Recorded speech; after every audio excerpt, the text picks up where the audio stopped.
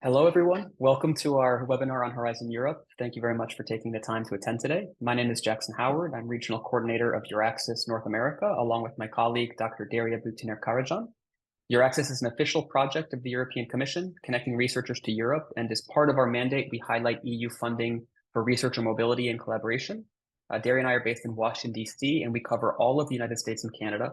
So whether you want to remain where you are and collaborate with Europe, or go to Europe, or go from Europe to any country in the world, including the US and Canada, our job is to highlight all the ways that you can do that with EU funding. As you know, today's webinar aims to provide updated information on Pillar 2 of Horizon Europe. Our main speakers will elaborate, so I will jump right into housekeeping remarks and turn the floor to others who will also give brief words of welcome and encouragement to further your research career or support your institution's researchers. So we're thrilled to have reviewed the registration list this morning to see that we have plenty of attendees coming from academia and industry alike, STEM and social sciences and humanities, and from Canada and the US, also Europe, and then other continents as well. So if this is your first time hearing of EURAXESS, I encourage you to connect with us both by subscribing to our bi-monthly flash note emails and by following us on social media. If you check out our YouTube channel, we have lots of recorded webinars where you can see presentations on the EURAXESS portal and EURAXESS services. That's a free EU tool to find jobs in and out of academia in all fields, like I said before, and in Europe and elsewhere. And it also includes funding and hosting offers. So feel free to browse our homepage after the webinar if you have any questions, or if you would like us to come deliver an in-person or virtual presentation to your organization, reach out and email us at northamerica@euraxess.net. We'll be sharing all of our information in the chat shortly, and we can't wait to hear from you. So before we proceed, again, some housekeeping details. This webinar is being recorded. It will be made available shortly on our website and YouTube channel. Please submit your questions via the Q&A box rather than the chat box. Our speakers will address these questions after their presentations, our main speakers, and my colleague Daria will moderate that session. If you run into any technical issues at any point, then please do, in that case, feel free to use the chat function to let us know, but otherwise the Q&A button will be where you want to click. So shortly after I close my remarks, I will go ahead and share some links in the chat that include other recent info sessions of ours. If you've already heard of Horizon Europe in the past, you may be familiar with Pillar 1, which is generally funding for bottom-up project proposals for individual researcher mobility in either direction, either within Europe, to Europe, or from Europe elsewhere. So please do feel free to look at those recordings. Both of those webinars took place earlier this month. So with that, I will welcome our slate of speakers, including several introductory remarks from others. So I turn to Europe's highest representative in the United States for all things research and innovation, Dr. Florent Bernard. Dr. Bernard is the science counselor at the EU delegation to the US here in Washington, D.C., and in his years in the American capital has connected with organizations and researchers alike throughout the country to promote Horizon Europe. So thank you very much, Florent, for being a friendly face, welcoming collaboration with Europe. Thank you, Jackson, and good morning and good afternoon to all our friends from the US and from Canada. I'm thrilled to be here and open this EURAXESS presentation on Horizon Europe, Pillar 2. I'll be very brief. I just want to remind to all of you the importance of international collaboration. We all know that science has no borders, but today's international collaboration is even more important. You can't do excellent science if you don't connect internationally. And this is why we're so proud in the EU that we have opened our program, Horizon Europe, to the whole world. Horizon Europe over the years has become now a true international platform to allow researchers from all over the world to collaborate on important issues such as climate crisis, health, pandemics, energy, clean tech, and you name it. We have currently around 150 researchers from 150 countries collaborating on this platform, and I hope that those who are attending this meeting will be joining us soon and participate in this global endeavor for a better world and increasing the knowledge around the world. So I want to thank you for all the speakers for sharing their knowledge about the program. It's quite easy to navigate, you will see, and we've made it really simple for all researchers to join. And I really want to encourage you all to join this program in the coming months. So I leave it at that, and I pass you back the floor to you, Jackson, and thank you again for having me on this presentation. Thank you very much, Florent. I would now like to highlight a role that those outside of North America may know very well, which are the National Contact Points, or NCPs. These are representatives who serve as your points of contact for Horizon Europe, providing expert guidance on it, blended with subject matter expertise, depending on your field of research. So throughout Europe and many other countries of the world, they have been plentiful. And the exciting news for those in North America is that as of late last year and early this year, respectively, there are now NCPs in Canada and the US. So I therefore turn to Tamara Sohn of Innovation, Science and Economic Development Canada, or IFED, to explain the Canadian government body's role in supporting Canada-based researchers as Horizon Europe NCPs. Thank you very much.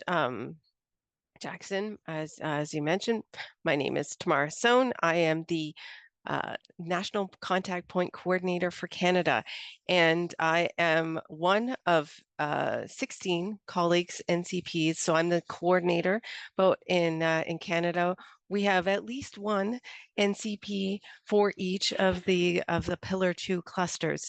So Canada, and back in November, concluded negotiations with European Union to associate to Horizon Europe. And I'm happy to announce or to say that in the next week or so, we will be signing the agreement in Montreal. So very exciting for us to be, Canada will be an associate member and the first in North America, but not the first outside of Europe. New Zealand associated last year. So we're expanding the horizons of Horizon Europe. So, but very excited to be here. Thank you for the invitation. And I'll turn it back to you, Jackson.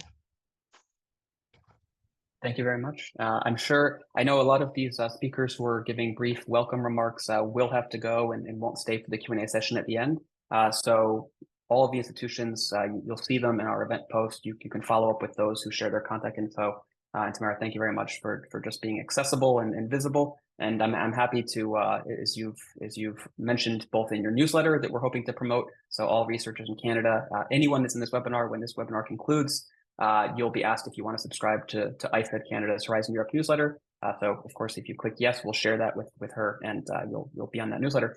And as has been mentioned, Canada will associate retroactively as of July 1st. So no one has to worry about the exact date of when this happens in the coming days and weeks. Really, as of January 1st this year. I actually, if you'd like to elaborate at all, I think the timing is great for that. You are muted. Yeah, so in all the 2024 calls, and Canadians could apply as if we were already associated. But now that we're signing, that the grant agreements can then be signed and funding can now flow. Thank you so much. So with that, I would now like to turn to, you could argue, your counterpart in the United States. Claire Chen is here from the National Council of University Research Administrators based in Washington, D.C. Claire is Senior Executive of NCURA's Global Initiatives and serves as the U.S. NCP Coordinator for Horizon Europe. Claire, thank you so much for being here today. Thank you, Jackson. Thank you, Daria, for inviting us to speak to our colleague from Canada and in the U.S. interested in Horizon Europe.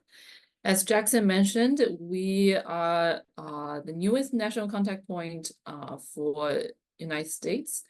This role is a milestone role to encourage more U.S. institutions participating in Horizon Europe. So thank you for Florent's work in this, to making this happen. And I am currently alone as an official national contact point. However, I'm never alone, because the NCURA National Council University Research Administrator represent 9,000 plus research administrators across the world, including 90% of those based in 1,900 US institutions. So with that, it makes us a network of an unofficial national contact point to help anyone in the US institution who wants to apply for Horizon Europe. And since January this year, since we officially become national contact point, we have been receiving lots of questions and comments. If we have some time during the Q&A at the end of the webinar, I'll be happy to share a list of questions with you all, just to say that you're not alone when participating in Horizon Europe. As Florence said, science and research absolutely has no border. However, institutional policy, administrative policy does create that artificial border that we are here to help to break it through. So in case you are based in United States, are interested in participating in Horizon Europe, feel free to drop us a note. The common issue we are seeing right now is researchers will try to apply without notifying their institutional signing authority or the Office of Sponsor Research. We encourage you, before you even take a look at the proposal to call, contact your Office of Sponsor Research, contact your Global Program Office, contact your General Counsel to understand where you are applying for Horizon Europe and whether or not you have past funding at your institution. So with that, I will hand back to Jackson. I will stay until the end of the webinar and happy to engage in the discussion with all you all. Thank you very much, Claire. With that, I'd like to thank all of the experts who have spoken and offered their support up until this point in the webinar. If you have questions for them and they've shared their information, please follow up. But of course, also for those that stay, we will get to those questions during the Q&A. And if they can write a reply in the meantime, before we even start the Q&A, you may see some answers written in advance. So I now have the pleasure of introducing the Spanish Foundation for Science and Technology, or FECYT, who serve as the Horizon Europe national contact points in Spain. If you are interested in Spain for your research career or otherwise want to connect with Spain, I will share a link in the chat momentarily on how you can identify the NCPs both in Spain and then throughout all of Europe, and then also countries like Canada and the US. So I'm grateful to Adeline Marcos and Dr. Marta Marin for joining us from FECYT today. Gracias to both of you for working into the evening in Spain to accommodate our time zones here in the Americas, where it's either early afternoon or the start of the workday for most of us. So again, thank you very much. Ms. Marcos is a science journalist and an expert in Cluster 2 of Horizon Europe's Pillar 2, which is Culture, Creativity, and Inclusive Society. Dr. Marin is a PhD in Developmental Biology and an expert in Cluster 1 Health. We are fortunate to hear from them today to understand how you can find open calls in Horizon Europe, how you can find partners for your consortium, what your involvement might look like, depending on if you're based in Canada, the US, Europe, or elsewhere. And keeping in mind that the goal of these of Pillar 2 is top-down open calls to support international consortia. So to my friends again from FECYT, thank you very much, and the floor is yours. Thank you very much, Jackson, for the organization of this session. And so I will share my screen.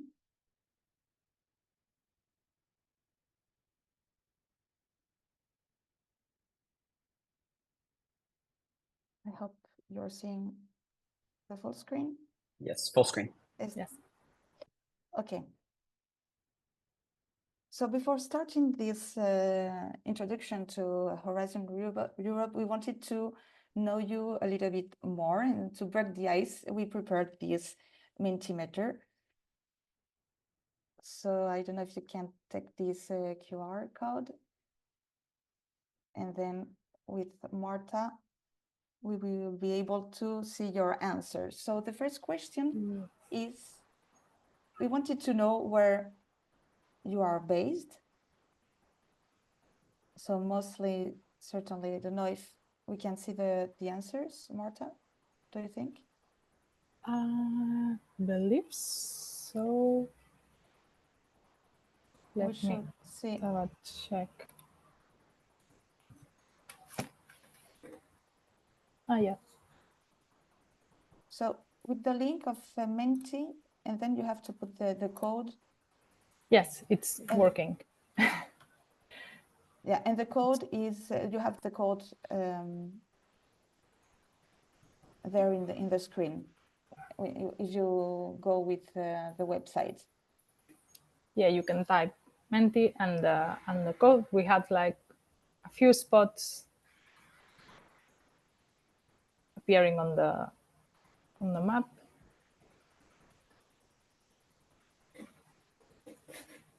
Right. So maybe more people from Canada, or it's the feeling, and someone and some outside outside North America.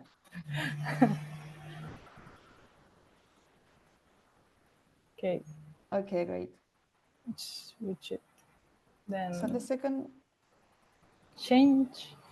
yeah, the second question is about if you have previously participated in any Horizon Europe project. It's something that it's very interesting to know, the experience that you may have or not in this kind of collaborative projects.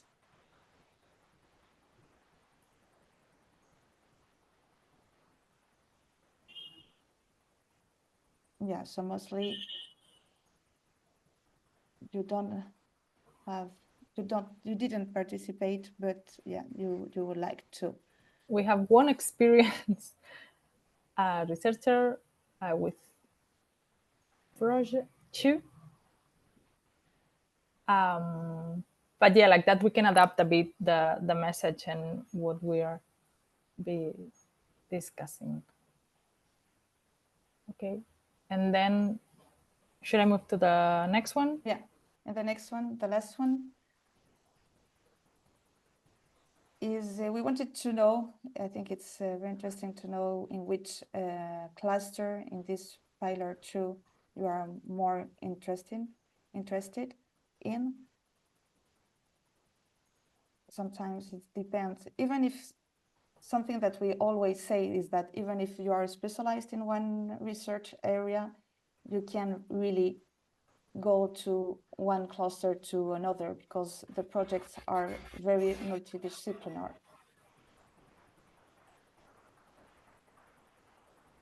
Okay.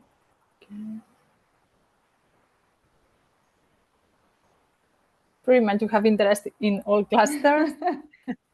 We will be mainly talking about the health cluster and the culture cluster, although most of the things that we will be discussing are common for all different clusters. And as Adeline said, even if you now said I'm more interested in the digital, you will find that there's topics in the health cluster or in the food cluster that are demanding this sort of skills.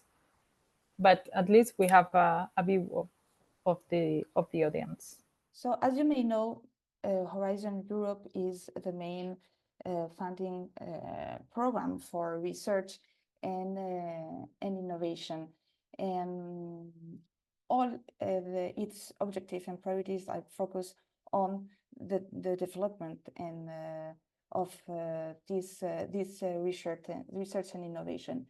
It would last 7 years, so it started in 2021 and until 2027. So we are more or less in the middle. So that's why we also started the new strategic plan for the last years, and we are already discussing the next framework program.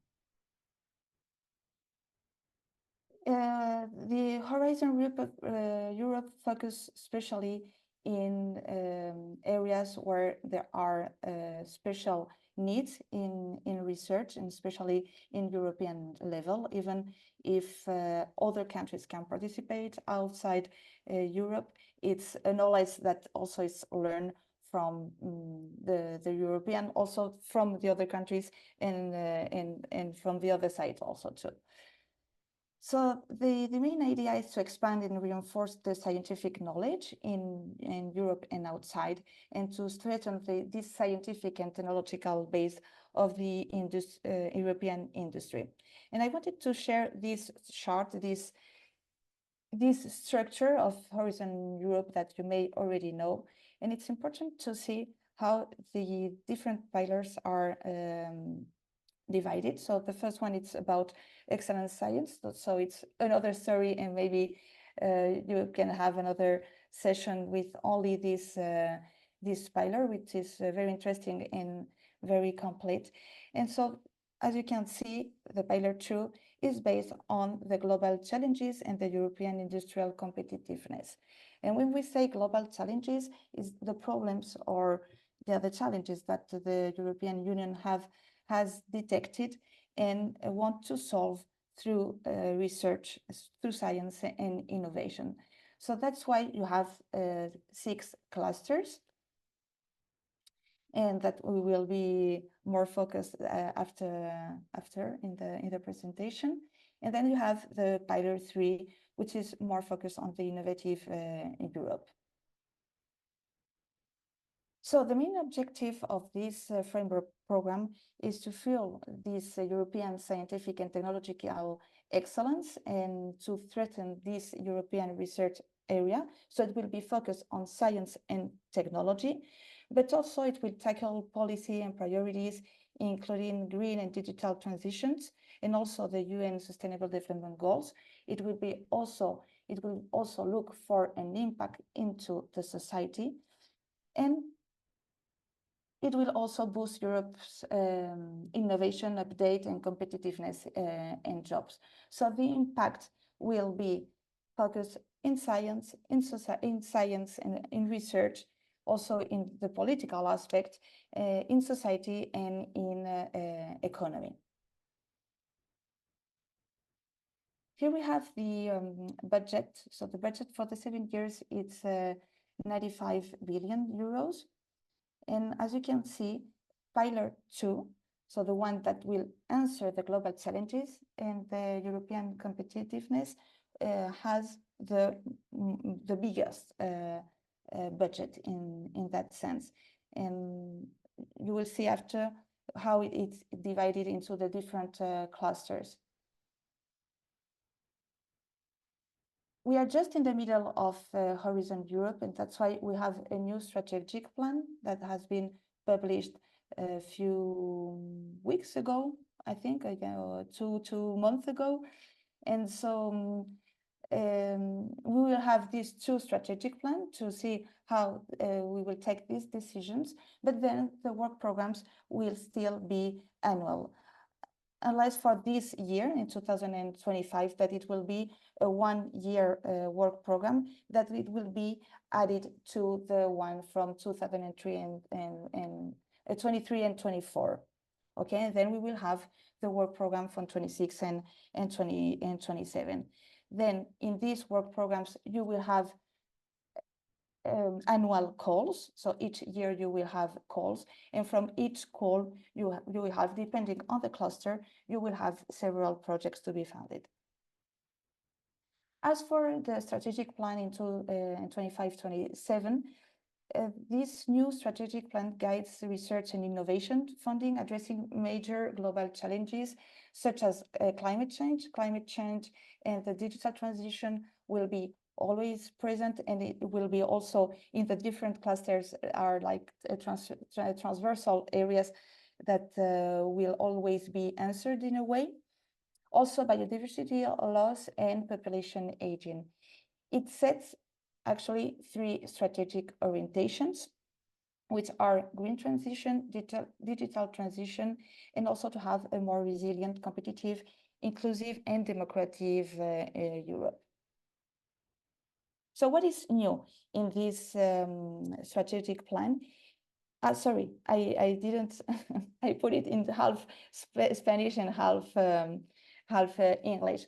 So what is new is also the ambition on the biodiversity and how much it's dedicated to fighting for the loss of biodiversity.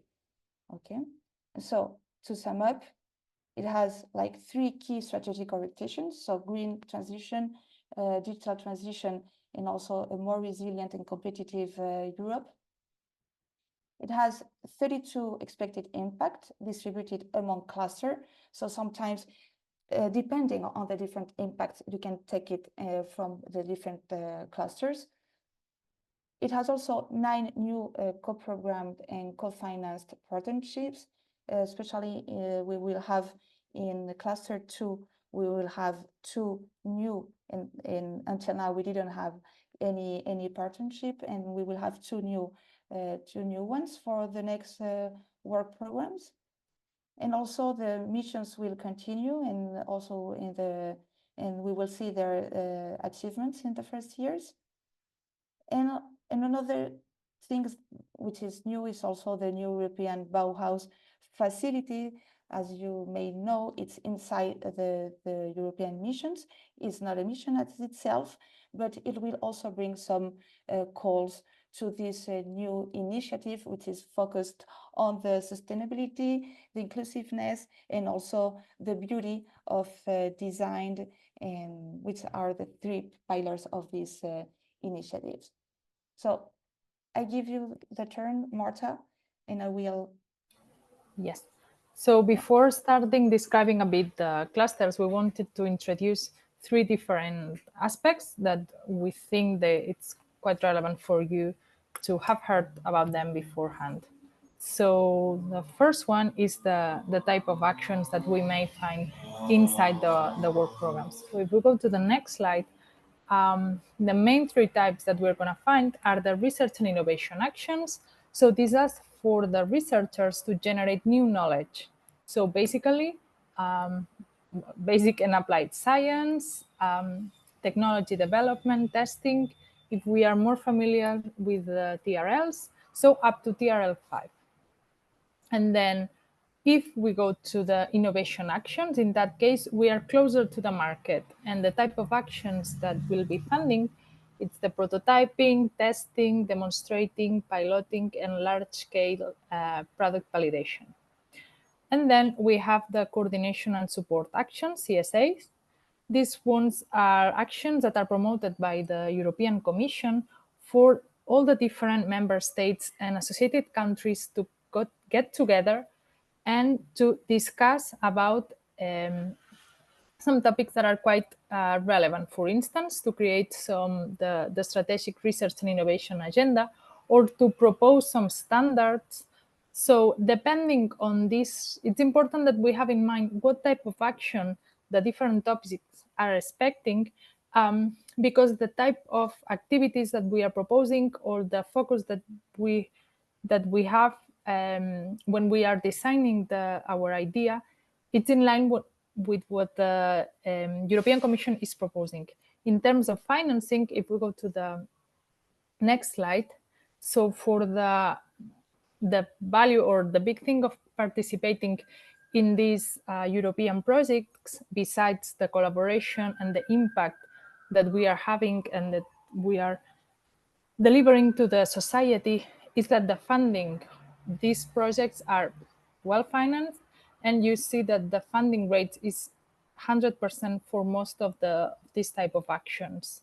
So this is an incentive for the researchers to participate in this kind of project. The other aspect that we wanted to mention, if we go to the next slide, is how the different projects are, which is the process in which the topics are defined. I think it's interesting that you have this in mind, or that you know, probably this is not very well known or common to discuss. So the top of the slide, you see that when the new framework program is being decided, as Adeline mentioned, we are working or start working on the 10th framework program. Different institutions are publishing their position papers. But the European Commission, together with the European Council and the European Parliament, the three of them decide which is the legislation, which is the framework in which all the different programs, all the different clusters are going to work. Then, when we have to define the different multi-annual work programs, these are being decided by a combination to the program committees, together with some advisories and stakeholders. The program committees are formed by the different countries, member states and associated countries, and then the European Commission. And then, as I said here in the footnote, there's different dictatorate generals involved in the different clusters. For instance, in the health cluster, we have DG Research, DG Connect, for more the technological part. We have DG Santé, more related with health and with the health ministries, and DG ERA, for this is the new dictatorate general that has been created after the pandemic. So this is several meetings and several discussions among us to decide which are going to be the topics. And the topics should reflect the reality, the needs. I'm going to, can you go to the next slide, and then we will go. Okay, so taking into account what Adeline said about the strategic plan, which are the expected impacts, the destinations that the different clusters need to address, we will check, or we will see a bit about that after that, taking into account that, taking into account the different policies that we need to deliver results to. The combination of the European Commission together with the member states propose some topics. These topics are well discussed among the different partners. So any or all the words that are in the topics have been agreed between all the different members. And then once the multi-annual program is agreed, then the national contact points are the ones that take the lead in that process. And we are the ones in charge of the promotion. So we are organizing the info days, we are promoting, explaining the topics, why is the rationale behind that, what's the European Commission expecting from us when they are publishing those topics. Also, we are answering all your questions, any question you might have regarding eligibility or regarding how does my idea fit in this topic. We also address them. And depending on the country, we sometimes offer the services of proposal review. So these are the different bodies involved.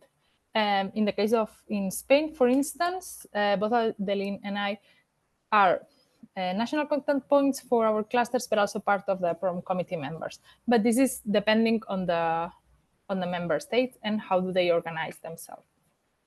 And then if we go to the next item we wanted to talk to you is about the timing. And here I'm going to mention two things. First, what's the timing? So when we are expecting a project to be funded, we need the resources, or we are looking for a specific topic. This is more or less how it works. There's a publication of the work program.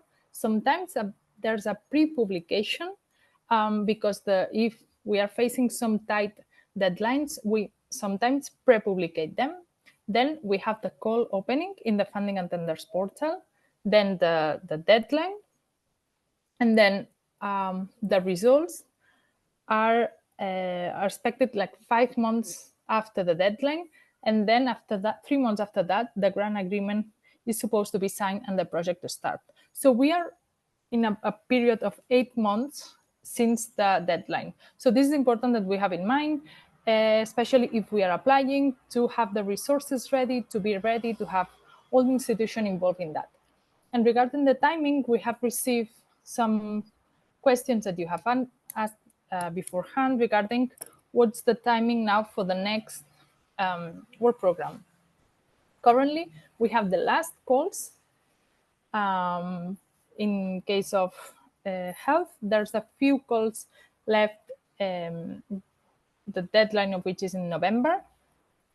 And we are expecting the next work program to be adopted and published by the late Q1, early Q2 2025. So we are expecting the deadlines to be next September. So in case, so this is a good moment to be thinking about how to be involved in European funding, because in those projects, I don't know if you've checked some topics that you will see, they are quite holistic. Sometimes it's a bit difficult to understand. They are expecting us to do a lot of things. So it's important to work beforehand, to know what's going on and to be prepared for that.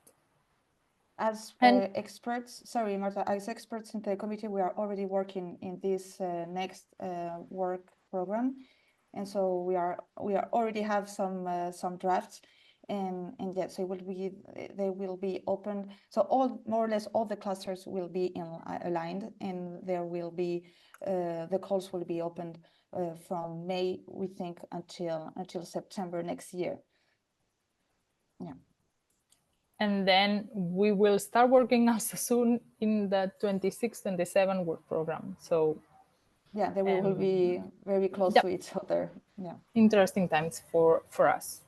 So I think that's the bit that we wanted to comment before going into the different clusters.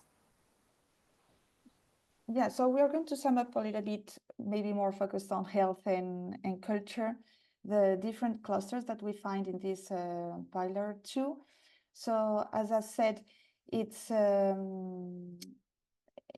way to answer to the different research areas that we can find, and to answer to the challenges that the Commission has identified in not only in our society but also the research gaps that can be found in the different areas. So some of them will be also divided into different destinations, and depending on the countries, you will find also different NCPs from each destination among each cluster. So as for the budget, as I said, pillar 2 is the one that has the biggest budget in the whole Horizon Europe, and it's divided into the 6 clusters. And as you can see, cluster 4 and cluster 5 has the biggest budgets among these different cluster.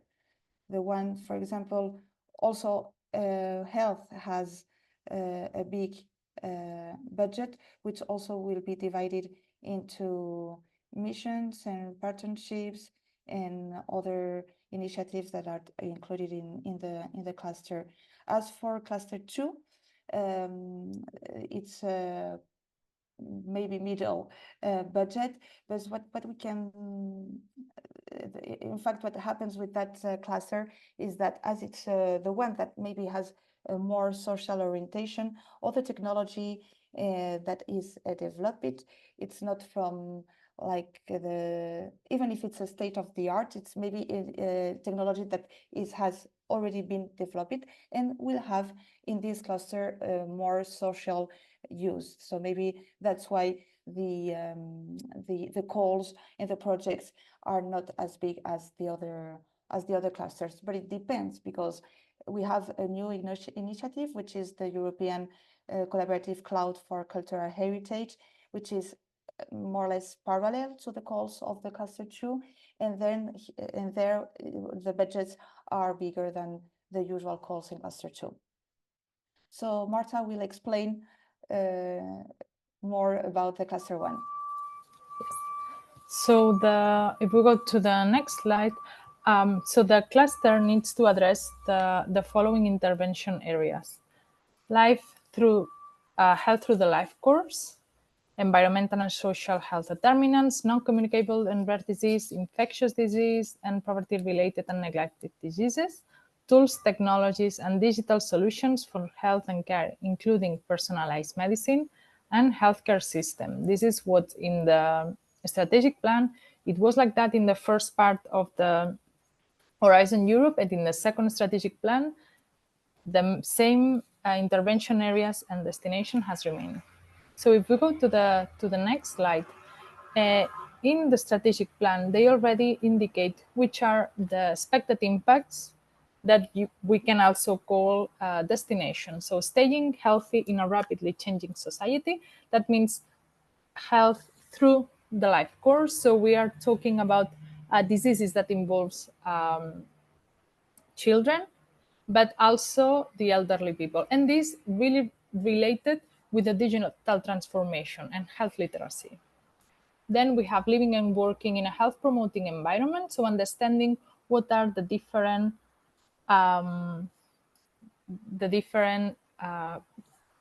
pollutions or the different environmental determinants that can affect our health, both at the environmental side, at the workplace.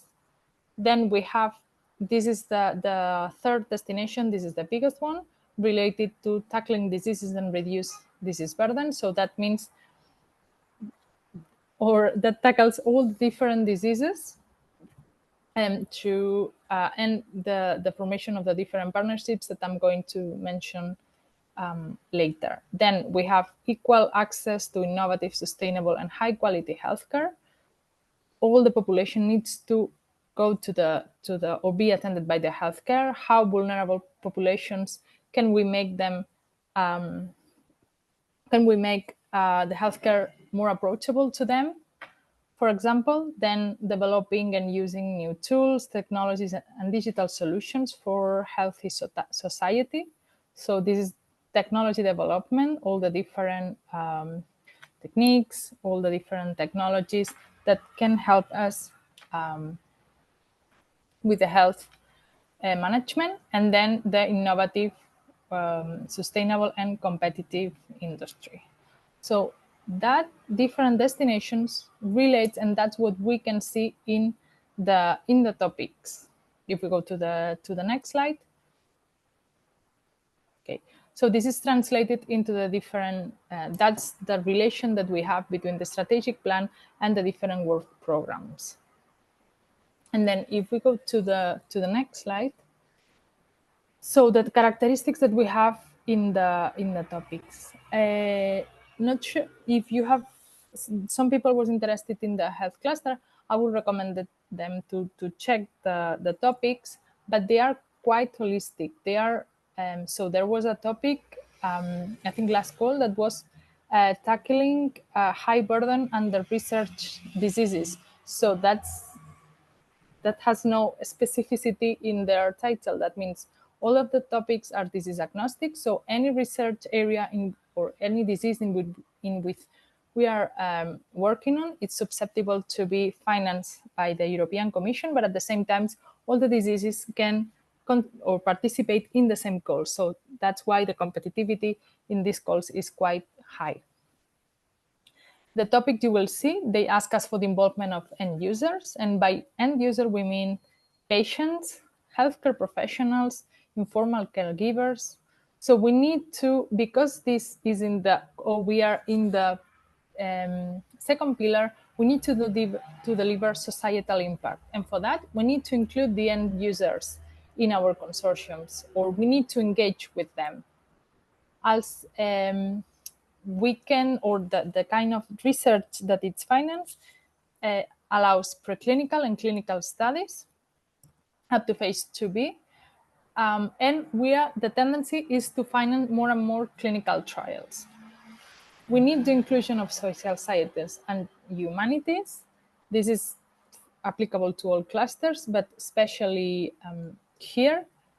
We need a new holistic or a new view for the challenges that they are proposing. So adding some of this expertise, for that, all of you or some of you that has give the check that you're interested in the second cluster, have a look at the topics, because we need other view to solve these problems that are in our topics. And then in contrast with the other clusters, the thresholds in health are higher than the normal ones, but because of that, because we have a high oversubscription in the different topics. If we go to the next slide. So this is the contribution that we have for all the period, but we need to take into account that half of this approximately goes to the partnerships, 10% goes to the cancer mission, and then what's left in the work program. So we have different topics and we have calls, but we need to take into account that the budget, it's divided into these three. So in the other way around, so if we want to apply to a cancer, we need to, or we want to find funding for our research, and we are in the health cluster, we need to check all the work program, cancer mission, and the different partnerships. If we go to the next slide, so I include here the partnerships because so in the agreement with Canada for the association, it includes the participation in the work programs, in the clusters, but also in these institutionalized partnerships. So you will be eligible in those partnerships here. And also Canada has been participating through the Canadian Institutes of Health Research in some of these co-funded partnerships. What's important here is if you want to apply for, or there is a call in the area of personalized medicine with this cluster, it's the publication of the different calls, and the submission goes through the different web pages. Whereas for the IHI and the EDCTP, these partnerships go through the funding and tenders portal. So there was a question, I'm not sure if it was related to the EDCTP, but there was a question about the partnership with Africa. So these two partnerships, how it works is that there is an association between the European Commission plus an organization. In the case of the Innovative Health Initiatives, it's the association together with the pharma industry and the medtech industry. So the topics that appears there needs to have the contribution of them. So we have the academic part, but we also need the industry. The challenges that appear there, or the topics that appear there, needs to be addressed by a combination of the industry plus the academic side. For the EDCTP, it's the association with the states from the sub-Saharan Africa. So the topics are related to the infectious diseases in Africa, in sub-Saharan Africa, and the consortium needs to have partners from member states and associated country, but also from African countries. And yes, if we go to the next slide, I believe, yes. So the other thing we wanted to mention is about the EU missions. In this case, the missions are the new ways. This is a new instrument from Horizon Europe to bring concrete solutions to some of the challenges. So these are the 5 missions that we currently have. As Adeline said, we need to evaluate, we are evaluating which has been the impact, and we need to evaluate if this is something that needs to appear in the next framework program, on how is this new instrument, or is it delivering the impact that it was supposed to deliver? As it said here, it's a combination between research projects, but also some policy, and also it's important in those to engage with the citizens. If we go to the next slide, for the cancer mission, the idea is to improve the life of more than 3 million people by 2030 through prevention, cure, solution to live longer and better. As you see, not an ambitious objective that we have here. And then this is in the mission work program. This is addressed through different projects. And then if we go, yeah, that was my last slide for cluster 1. So over to you, Adeline. Okay, so cluster 2, it's about culture, creativity, and inclusive society. But when we say that, it means, in fact, democracy, cultural heritage, and socioeconomic transformations.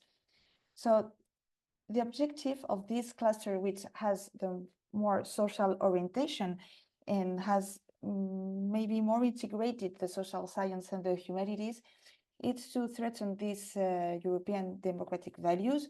We've seen that in Europe there has been a race of some governments, and we are maybe losing some democratic participation and some democratic values. And so from science, the European Commission wants to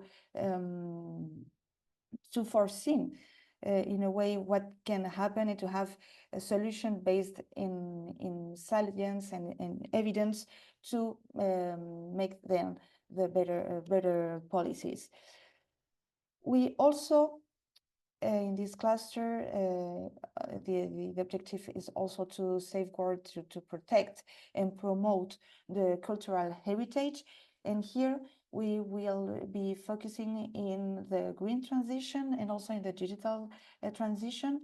This objective, has like 3 different purposes. The one is green, like all the projects that may be related to the sustainability, while doing some projects with cultural heritage and also cultural and creative industries. It has like a big focus in this area, and also it has another one about digital, about the digital transition and how to digitalize all the cultural heritage. And here we can find the European Collaborative Cloud for Cultural Heritage that has now the call open until January 2025. And then the other part of this section of this destination is the one of innovation. The other objective of this cluster is to answer and shape this social, economical, technological, and cultural transformation. And all of them has to contribute to inclusion and to the economic growth. And you may think that they are not connected among each other, these three objectives, but actually they want to answer the different challenges through the arts, through the culture, through the social participation, and also to the economic growth. And how can we really answer to this objective? It's by mobilizing this multidisciplinary expertise, not only from social science and humanities. I've seen projects where researchers from chemistry and other areas of science and biology can also participate. So it's important to check if you can fit in other classes, even if your expertise or research area is focused on only one thing. It's important to check all the other clusters, because you may have or you may find your place also in the different clusters. And as I said, we also the project has also have to provide these evidence-based policy options to have this socially just and inclusive European recovery. So this is the image of the three destinations.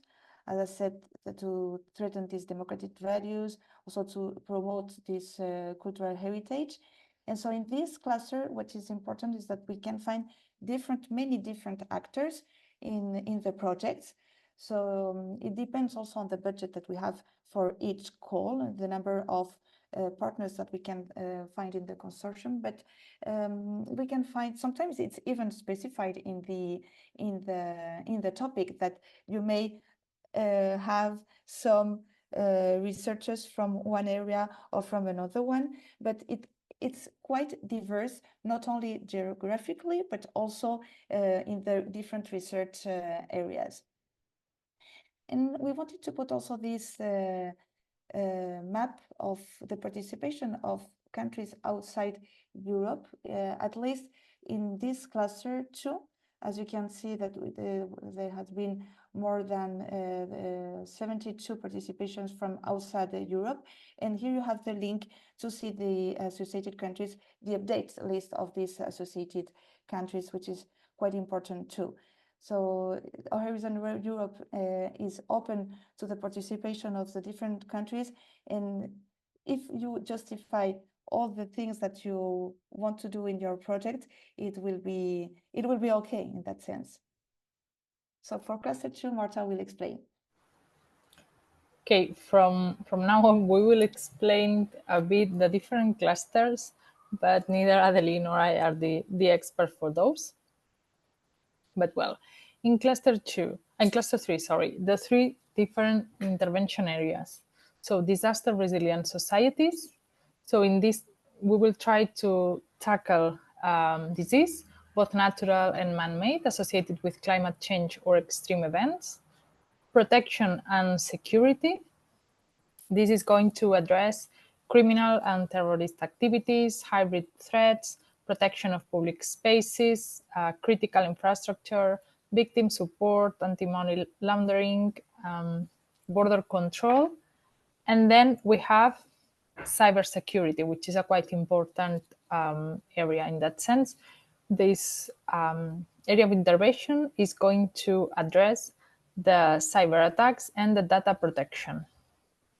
And then if we go to the next slide, this destination, this intervention area, it's going to be addressed in these different, or in these 6 destinations. So fighting crime and terrorism, border management, resilient infrastructures, disaster resilient societies, strengthening security, research and innovation, and cybersecurity and a secure online environment. So the different topics through these destinations are going to address the different intervention areas.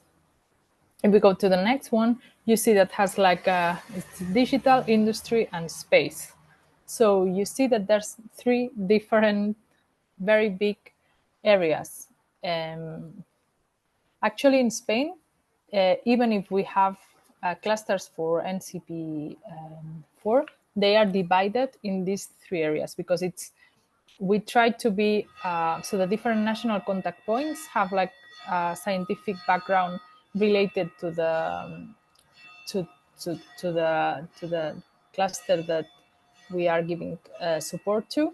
But this one is such a big one and such a broad one that there's different national contact points that are specialized in these different domains. The idea is to create this competitive digital low-emission circular industry to secure sustainable supply of raw materials, development of advanced materials. This is because in the previous Horizon 2020 framework program, these parts in the cluster was scattered through different societal challenge and different partnerships. And they were brought together all in this cluster. That's why it's broader than the other clusters. The destination in this case are the climate neutral, circular, and digitalized production, increased autonomy in key strategic value chains for resilient industry, world-leading data and computing technologies, digital and emerging technologies, strategic autonomy in developing, deploying, and using global space-based infrastructures, services and applications and data, and human-centered ethics, development of digital and industrial technologies. Even though these are the destination, as we see, or we mentioned a few times, we can have a topic here that it's applied to to health, or it's applied to food or culture. Yes. So whenever you check the topics, be open-minded in this sense. And also what that they are looking for is to have this social impact, and so the integration of the social science, it's also applied in this so industrialized and technological cluster. They are also looking for this approach, the social approach, through these topics. Yeah. So for cluster, yeah. For cluster 5, which is about climate, energy, and mobility, the aim is to fight climate change. And what they want to do is to understand better the causes, the evolution, the risks, and also the impact. And also they want to study and to see the energy and transport sectors, and also maybe to adapt it to climate and environmental friendly and more resilient. So this one has also like a social impact behind. In the different areas of intervention, we have the climate science and solutions, and the energy supply, also energy systems and grids, communities and cities, industrial competitiveness in transport. So this one is also a big cluster, which is divided in different areas, and that's why it has also a bigger budget for this. As for cluster 6, it's about food, bioeconomy, natural resources, agriculture, and environment. The objective is to reduce environmental degradation and also to reverse the decline of biodiversity, and also to better manage natural resources through different changes, not only in the rural areas and in the rural economy, but also in the general economy and in society. The cluster will ensure, or the projects and the calls of this cluster will ensure food and nutrition security, and also will accelerate the transition to a low carbon economy. So more about the sustainability and bioeconomy. In the different areas, it's more about the environmental observation, biodiversity and natural resources, agriculture, seas, oceans, food system. And again, what you have to do is to see it also as with this social impact, because as they say in the European Commission, if research by itself with the different research areas don't has a real meaning if we don't see it through the impact in society, and if we don't include the social science and humanities. So the different common rules that we can find in the different cluster is that you may have at least 3 European or associated countries in your consortium.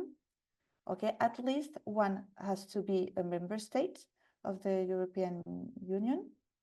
Okay, we have these 3 founding instruments that Marta explained about the RIA, EA, and CSA, and it's important to know which kind of instrument you're going to apply it for, because, for example, if it's a research and innovation action, you may need to have in your consortium a university or a research center to give that scientific approach to your project.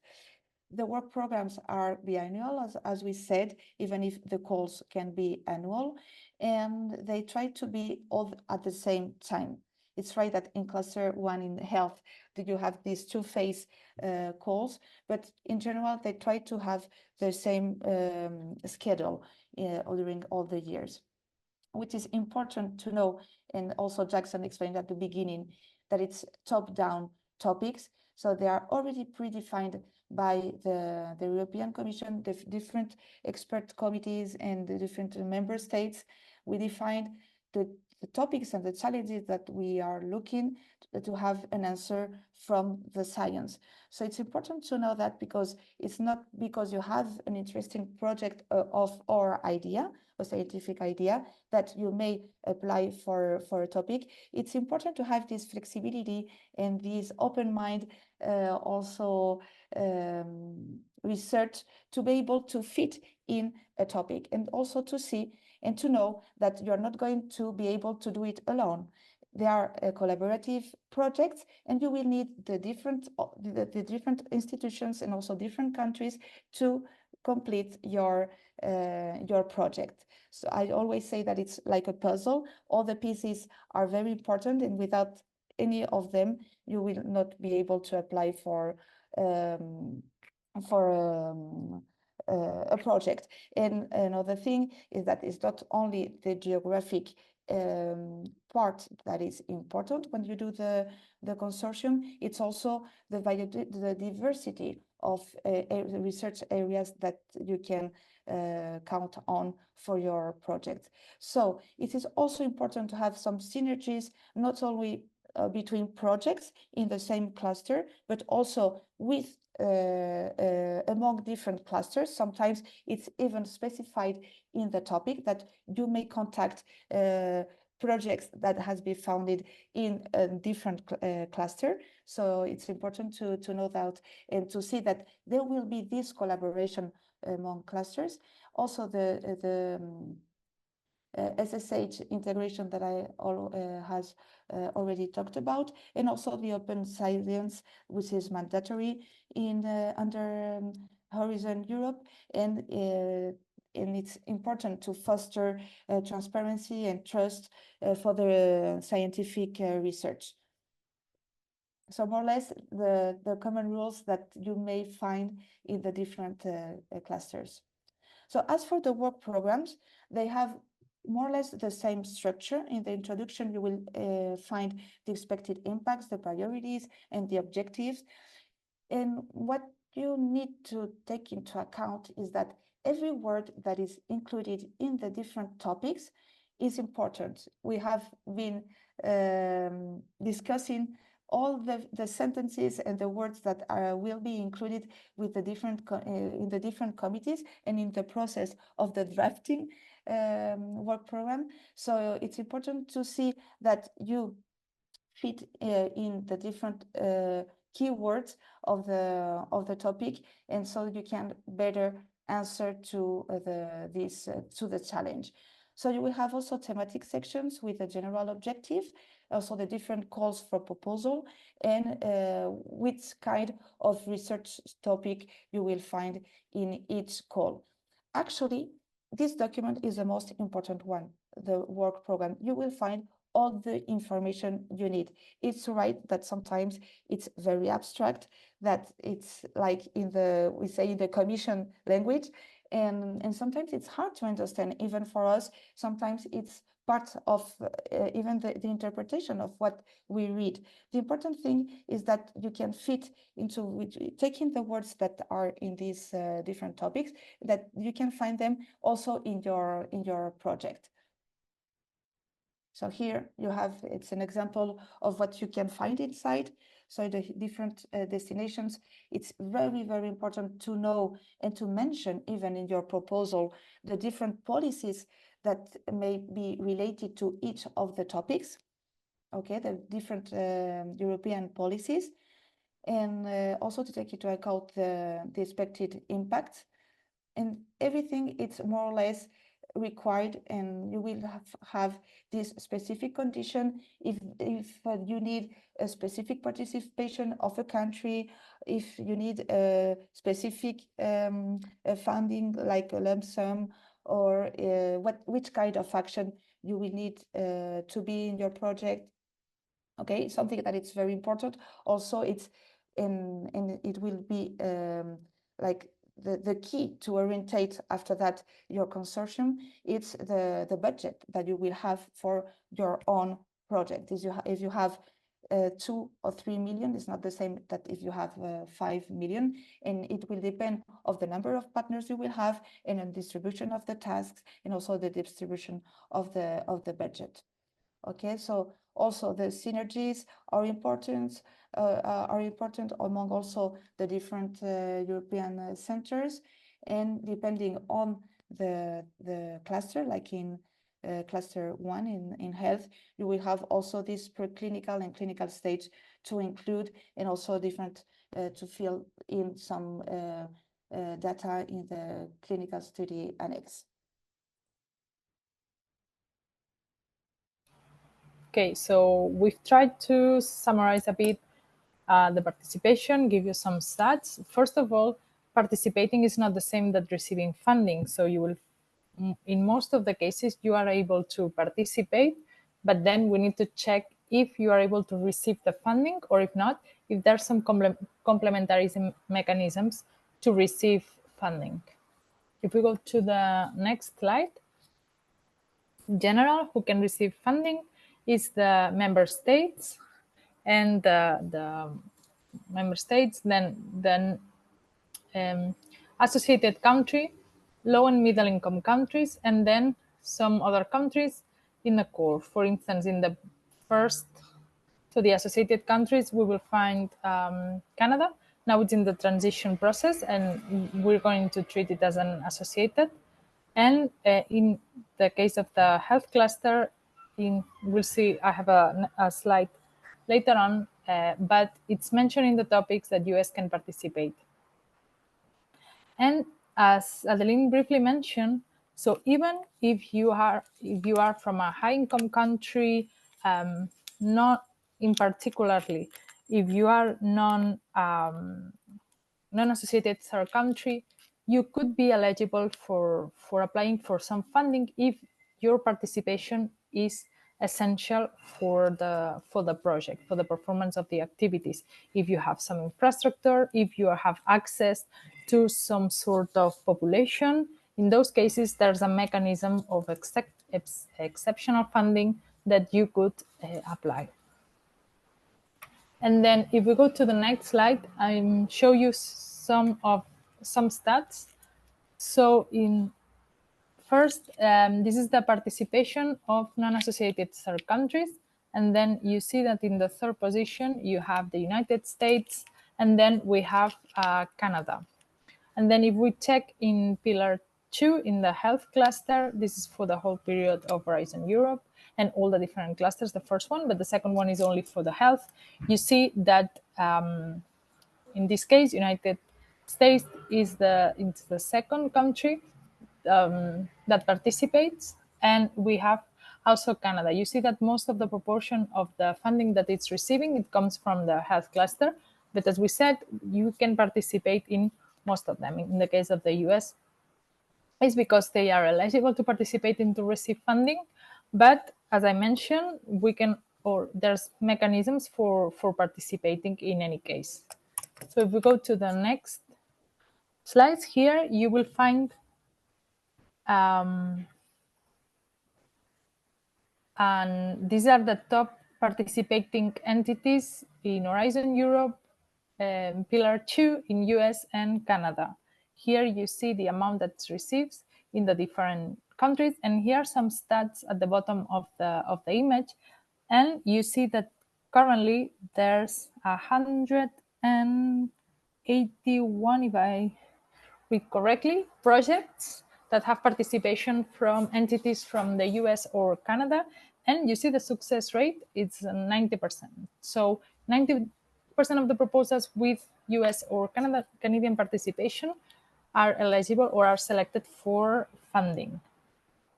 And this is, so these are a bit of the stats. So as you see, it is possible, it's happening, and if you are one of those that selected, that curious, that you would like to participate, if you are in one of the institutions here, I would recommend to go to the offices that deals with that, and they probably will be able to help you together with the national contact points. Sometimes it's a little bit of a long run. So you see, in most of the cases, the success rate in the proposals is not very high. So you need to try, adapt a bit your research to different topics. It's relevant if you have some colleagues that are in US to keep this relation so you can adapt and participate in different topics. If we go to the next slide, I have tried to summarize the participation. So in case of Canada, currently, but hopefully next week it will be officially signed and everything, and then you will have the association in place, but and in a retro aspect mode. So all calls from 2024, you will be eligible for receiving funding and participating. So as associated country, if we go to the funding and tenders, when we are going to submit a proposal or we are preparing a proposal, you need to click add as a partner, and then you are able to receive EU funding. So as an associated country, you can participate as coordinator or as work package leader.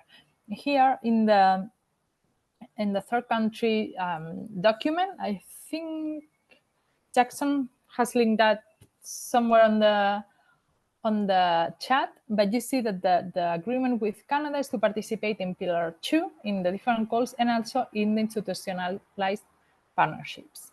And then for US, so in the health cluster, this is what we see in the specific conditions. In the eligibility conditions, we see that the US can participate because there is an agreement. So European researchers can participate in the NIH calls. So because of that, there's an agreement, and American researchers or American-based researchers can participate in Horizon Europe. So it is a non-associated third country. In the case of health, you can add this partner as or this institution as partner, and it's eligible to receive EU funding. It can coordinate or be work package leader. In the case of the US, in other clusters, or even in the mission of cancer, because we don't have this eligibility condition in the missions, you can participate as associated partner with non-EU funding, but there's complementary mechanisms in place, so you can have some funding from your government to participate in those cases. So you cannot be coordinator, but you can participate as work package lead. And then if we go to the next slide, there was a question here. So this is the page where we submit the proposal, the funding and tender portal, and then you see that you can add a partner or an associated partner or affiliated entity. So as I mentioned, in most of the cases, you will be adding as a partner, and you need to have your entity register and have a PIC code. So if you want to participate in European project, it's interesting that you check if your institution has been registered and has already the PIC number in place. And if not, to contact your institution and start putting that in place. For registering, it's super easy. And then once the project is selected for funding, then the PIC number and the institution is going to be validated. If we go to the next slide, there was a question on how should we reflect that on in the proposals.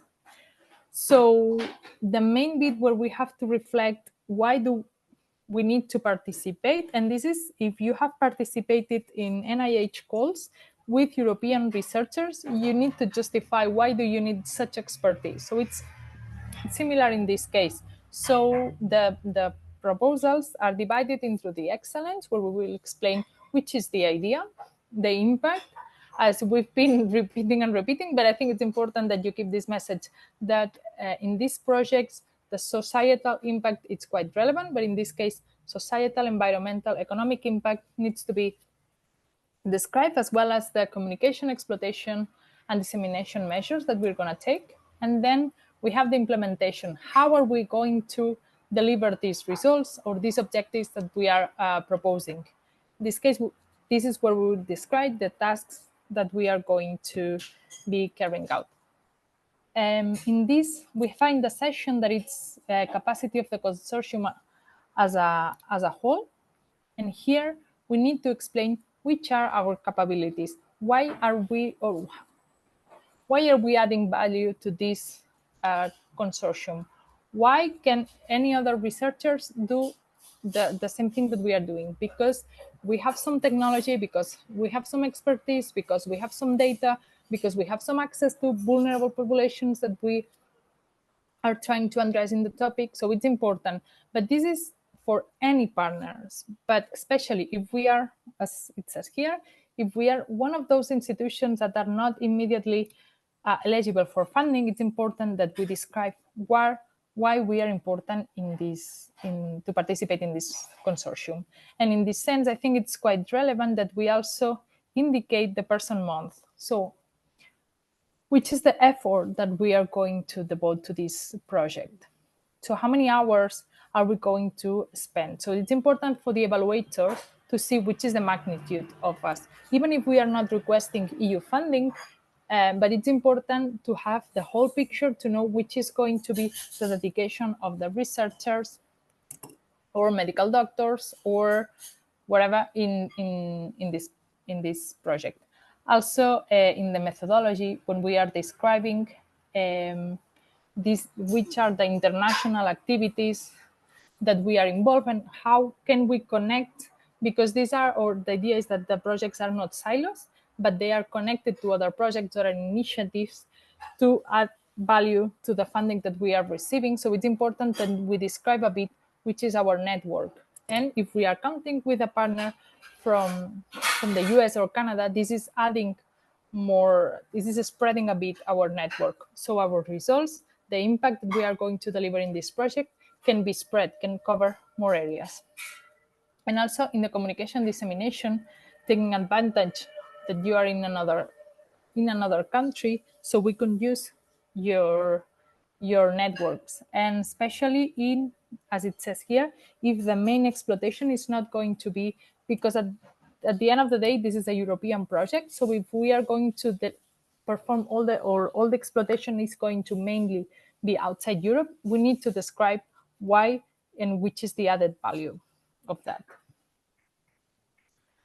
And then if we go to the next slide. So there were some questions also, how should we find partners? So we are adding a couple of slides of different mechanisms that are in place for partner search. So if we go to Finding and Tender portal, in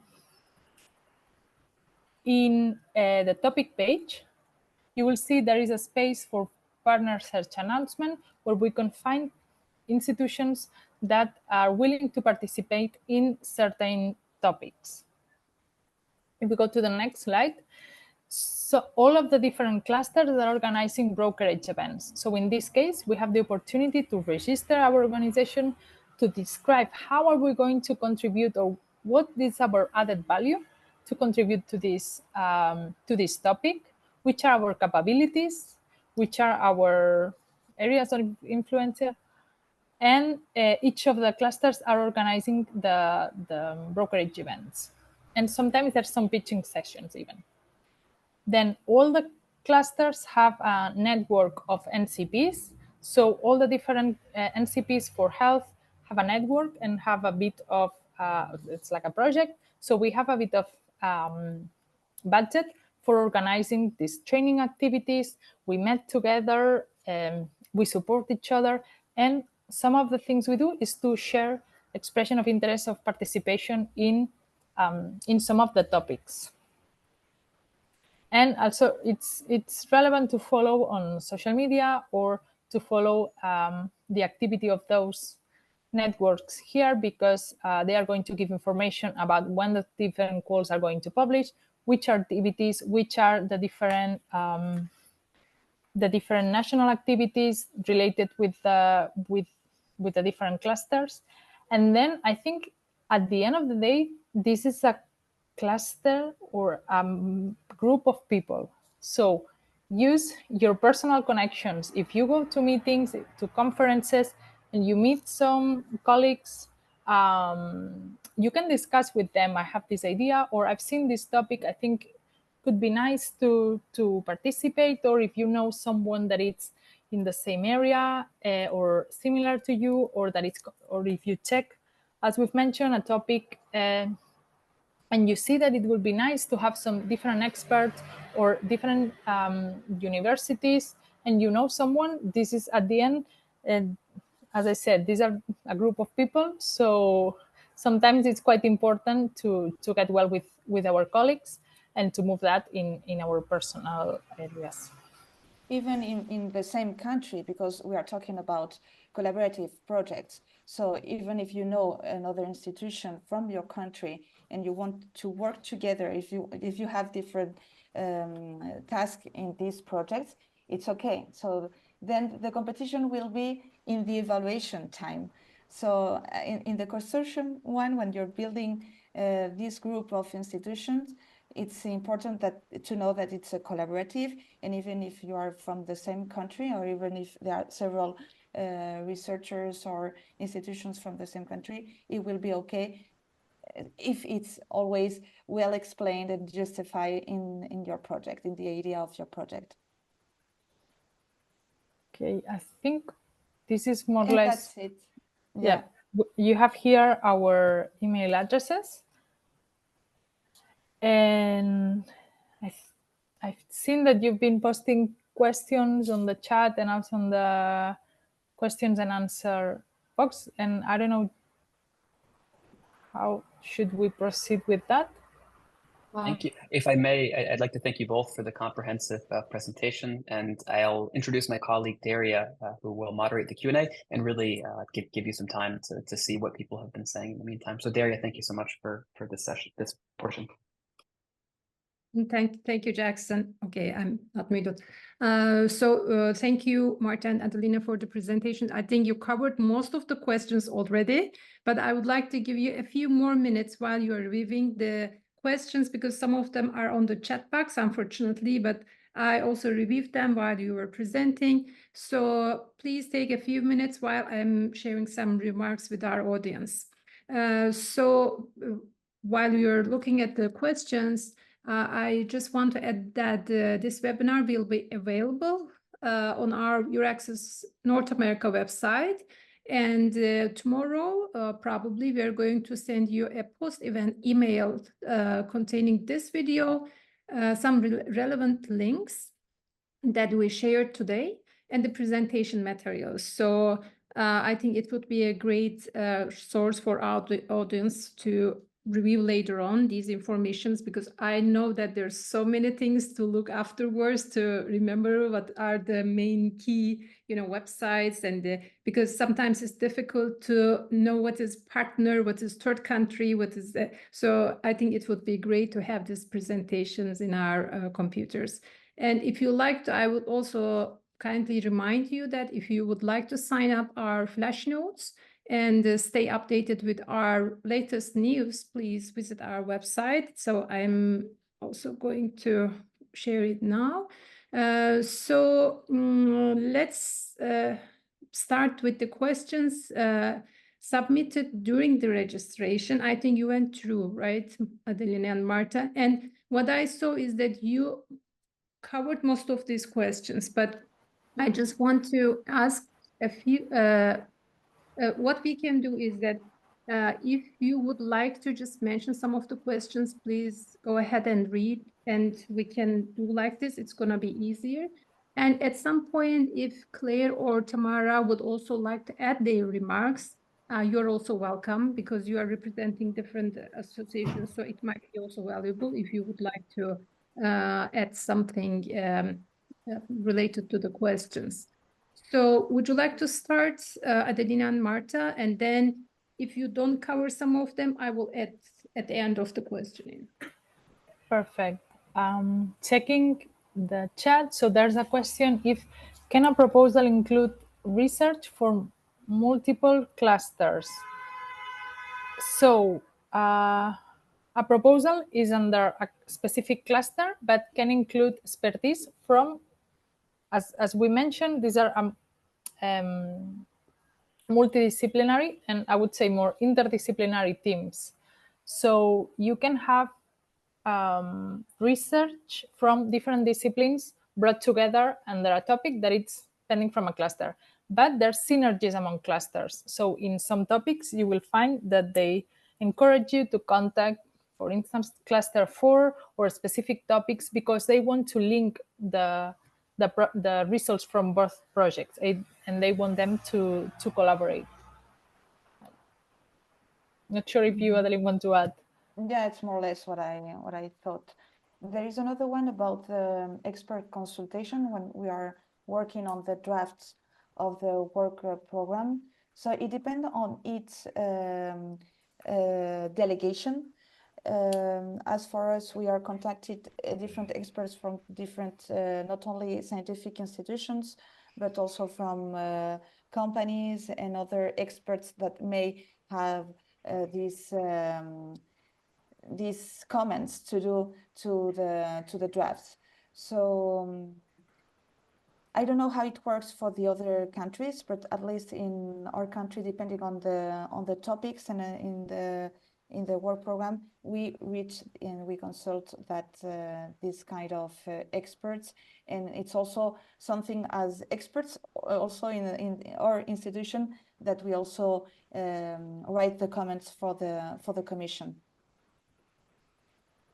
Okay, there is another question. If there is a cluster, yeah, sorry, Marta, and they ask also how can you reach these experts? Maybe contacting the committee experts or the NCPs. I think it's the best way to maybe reach this kind of experts. Yes, I think Tamara wants to also say something about this. Yes, please, Tamara.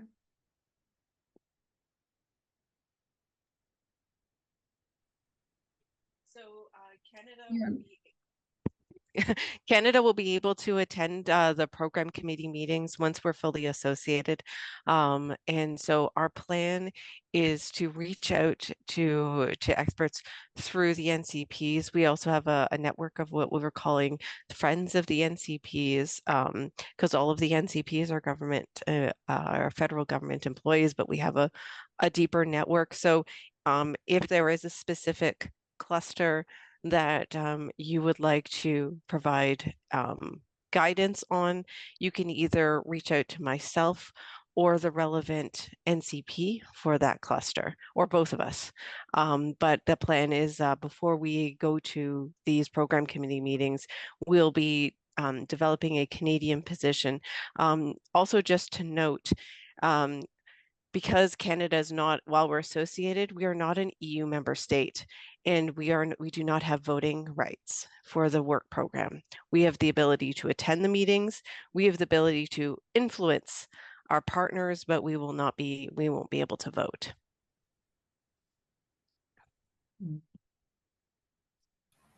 Thank you, Tamara. And would you like to go on, or I can add? I think there's so many questions related to middle and income countries, direct funding, how the researchers, I think that part is really important. Perhaps we can clarify it again, or how they're, especially the researchers from Canada and US can collaborate with these countries. So which question are you checking? There is also, I think, just one question, how related to, I took a note, and it is in there also registration questions, I guess. For example, how for example, African countries can collaborate with Canada and the US. You explained mainly because they're automatically funded because of the listing, the third country position. But I think they just want to know how they're going to collaborate with them. They can, I guess that's more like an, okay. So it's different things. So if we are talking about partnerships and partnerships in Africa, then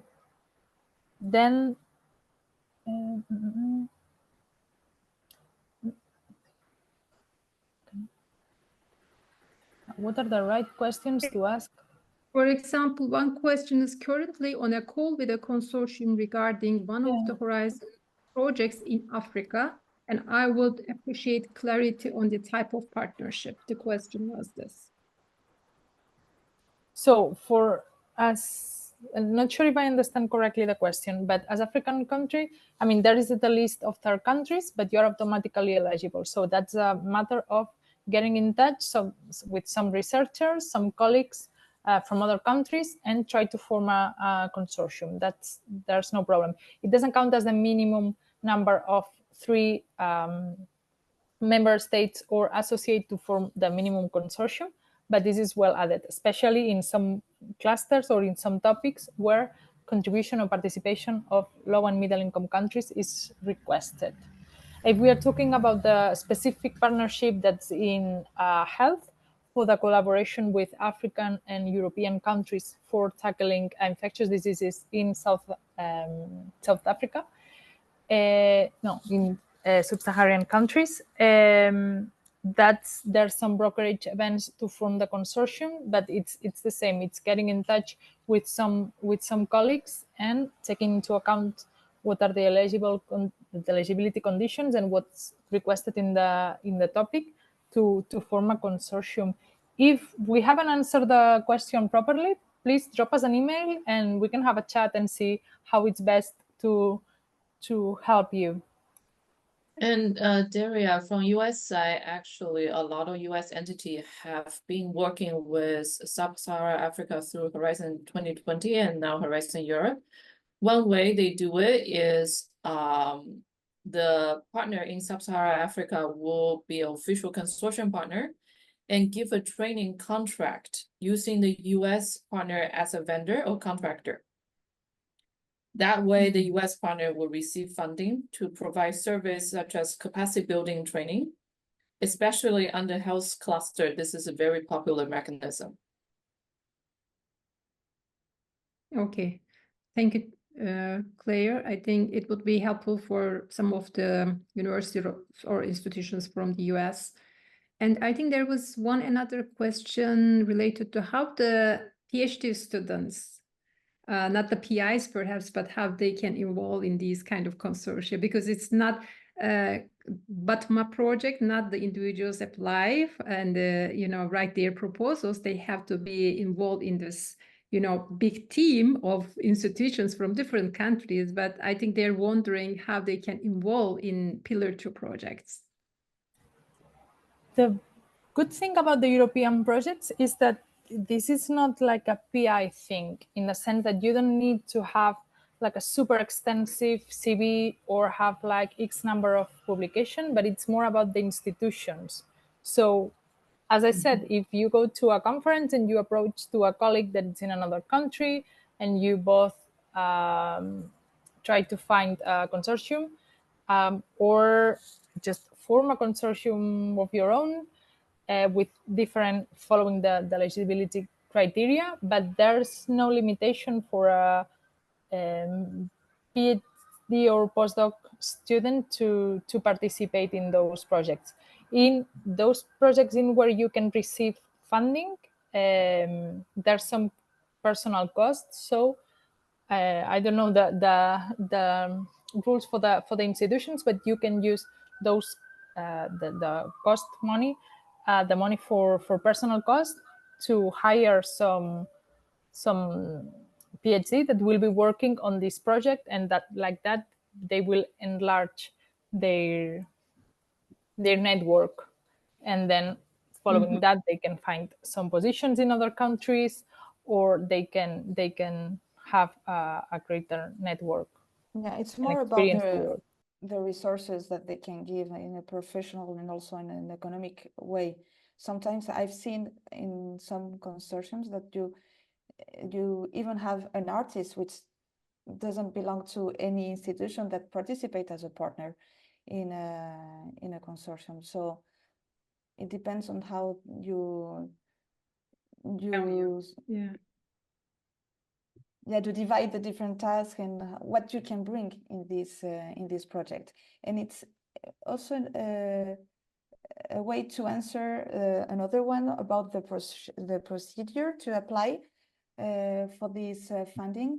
They say that to find a host institute, and I think the first thing to see is how you can fit in a topic with what in your research area. I think that's the first step to do. And then once you know clearly that you can fit and you can answer to these questions, at least in a way with the different tasks that you may bring, it's the time to find a partner in your country or outside your country, and then together to see how you divide the different tasks, and to also decide who is going to be the coordinator, which is also an important thing to do, because he will be or she will be the connection with the Commission and the rest of the consortium. And then when the proposal, register in time and submit it. Yes, I think there will be more questions regarding budgeting and administrative things when more institutions are involved, really, and start actions. But today, I think we have more general questions. But there's one about budgeting and how should researchers will be, supported in terms of it's written. The question is like this.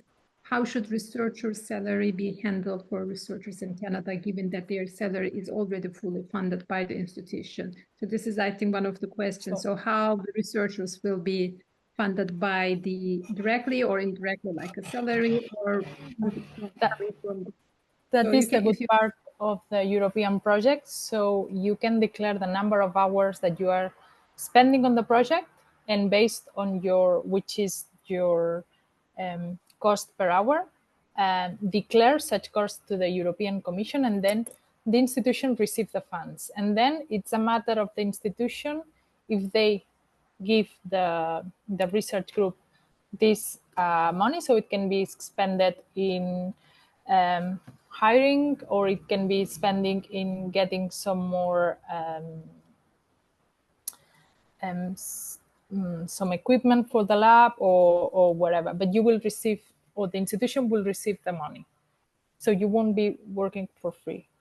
So you are declaring, and it's not negatively. So this is a common practice for all countries. So that's normal. Actually, I would advise to declare the cost. So because you are working on a European project, or you are working on a project, you are spending some time on that, you are working on that, and you declare the cost that is associated with that. And during the proposal preparation phase, the researcher and institution as a partner should already indicate how many person months you are committed to deliver what you say you will deliver under certain work package. So that person months you have to calculate together with your administrator, or your PI, or anyone at your institution is managing your effort. So this is a part of an institution system called effort reporting. So it really depends on the institutional policy, and certain percentage will be charged to the project, certain percentage including indirect costs will be co-shared by the institution. Because a lot of US institution, 25% indirect cost is not going to cover everything. So it's really, again, for the process of applying, the first step, of course, is to identify the topic and cluster you want to apply to. And then secondly, immediately, please, don't waste your time. This is for efficiency's sake. Contact your research manager or research administrator at your institution. And sometimes they even have the contacts and can help you find the consortium. Exactly. So yes, it's equally important to be in contact with national contact points than your administration office that will help you through all these processes. And as we mentioned, there's like a lot of specific words on the topic and in the forms, in the templates. So they will help you on how to fill these bits that sometimes it's more complicated for researchers. May I just add one question submitted during the registration? I think it's one of the common questions also in our presentations. I mean, Jackson and I, when I go to the universities, they ask how a US researcher or a PI apply for these Pillar 2 projects. Do they have to do some extra application to our proposal submission, especially for health? I'm asking this, not for the other clusters. No, so the funding at the European side.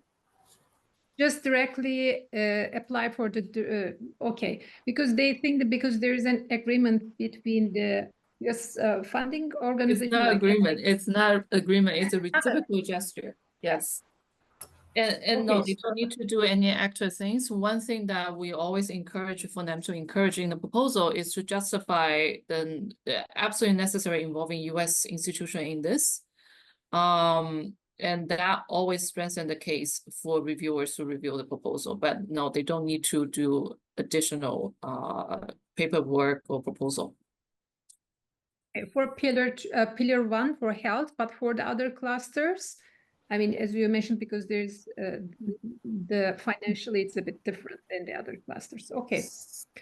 Yes, for the other clusters, it's not immediately eligible. So if you have some complementary mechanisms, then you need to check if for those you need to apply for extra. And if you use this exceptional condition for funding and you justify in the proposal, the same 3.2 section of the template justify, as Chen was saying, justify the necessity for the US institution to participate. You don't need to do extra things. And there's another question in the question and answer box. It says, at this stage, do I have to be a Canadian citizen or permanent resident to apply for the funding? Can I apply it if I'm holding a work permit in Canada? It's the institution that applies. Yeah. So as it's a Canadian institution, you don't have any problem to apply. Yes, I think this is the main misunderstanding, because there's another question related to that, how I'm going to find the host organization. I think still researchers are thinking that like it's pillar one, but it is pillar two. Pillar one is bottom up and the individual, you don't have topics, you're just very, I mean, you have with your ideas, just write your proposals. But for the other, it's a teamwork. You need to collaborate and you need to involve as the institutions who signed this. So I think in this webinar, it's very clear what is the difference between these, especially for the Canadian researchers. When we went to Canada for our missions, even very successful, very experienced PIs, they don't know that whether they are going to apply even for pillar one. So they know that they can also be involved in pillar two directly. So I think it would be, if we can disseminate this webinar after this, I mean, today, by sharing the links, I think it would be very useful for the US and Canadian researchers and institutions. Would you like to answer more questions? I think we covered most of them, but still you can pick some of the one or two, the last ones, so that we can... There was a question regarding pandemic prep. Sorry, Tamara, go ahead.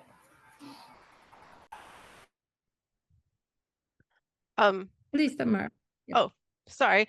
I was just going to answer some of the questions raised about NCPs in Canada and the US. I can't speak for my American colleague, but I can speak for the Canadian colleagues that part of our role is to help researchers and Canadian entities. So it's not just researchers, it's SMEs. Anyone can apply to Pillar 2 calls if you're a Canadian entity or part of a Canadian entity.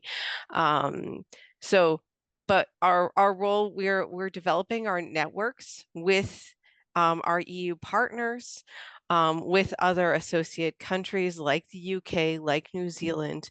And there are also, as I mentioned, there are brokerage events. So yes, we can help build consortium. And if you're an entity who is interested in a particular call, you can either contact myself or the relevant NCP under that cluster, and we can connect you with, we can connect with our NCP colleagues in that, and if there's an area of, like, for example, you want to work with France, or you want to work with Spain, or you want to work with United Kingdom, and we can help you determine. And there's also different ways to find consortium as well, but we can talk about that at another date. So don't feel shy to contact Canadian NCPs. Perfect. Thank you so much. And I think we have finalized the questions. There are some, but I think we just need to mention or remind that they have the main website, like funding and tenders portal, so that they can reach out to, because some of the questions are related to how can I reach out to these pandemics, the topics. So you can really just go and search according to your, key area that you want to be involved. So I think it's going to be one of the main pages that you need to really be very active and efficiently search for partners, and also the open calls. And we are going to share this link with you tomorrow with the, all the other links. So with that, I think, Marta, Adelina, would you like to address any other questions? I think we've pretty much covered anything. If there is anything pending, just type it quickly, or otherwise you have all our emails in case we've missed anything.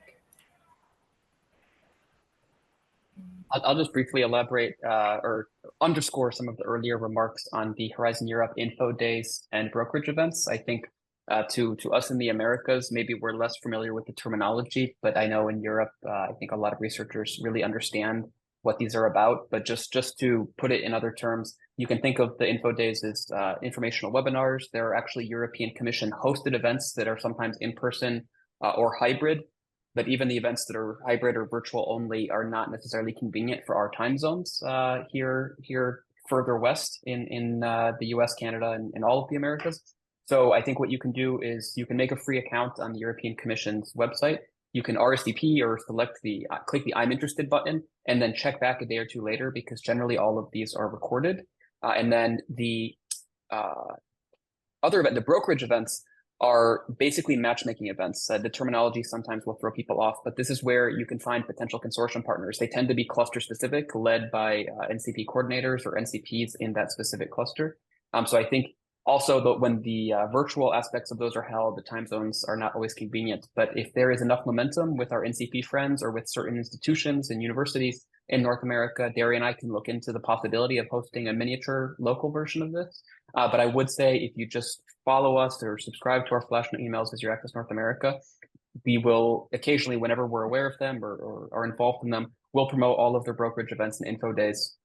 And I think it's a really good opportunity to get involved. Even if you're not joining live, most of these use interactive platforms where you can basically upload your pitch or your expertise area so that those who are also joining asynchronously and not live, but then those who are joining live as well, they'll be able to basically see your pitch deck or your presentation or whatever you have and be in touch. And we've participated passively as EURAXESS North America, not because we're joining any research consortia, but just to see what conversations are happening. And we've been able to see the conversations that follow. So I think it really is a good way to get started. And then there's also on the EU funding and tenders portal, the partner search functionality. So this can be within any individual call, but then also there's an overarching link not tied to any calls where you can register your expertise and therefore find others who have done so and hopefully form your consortium.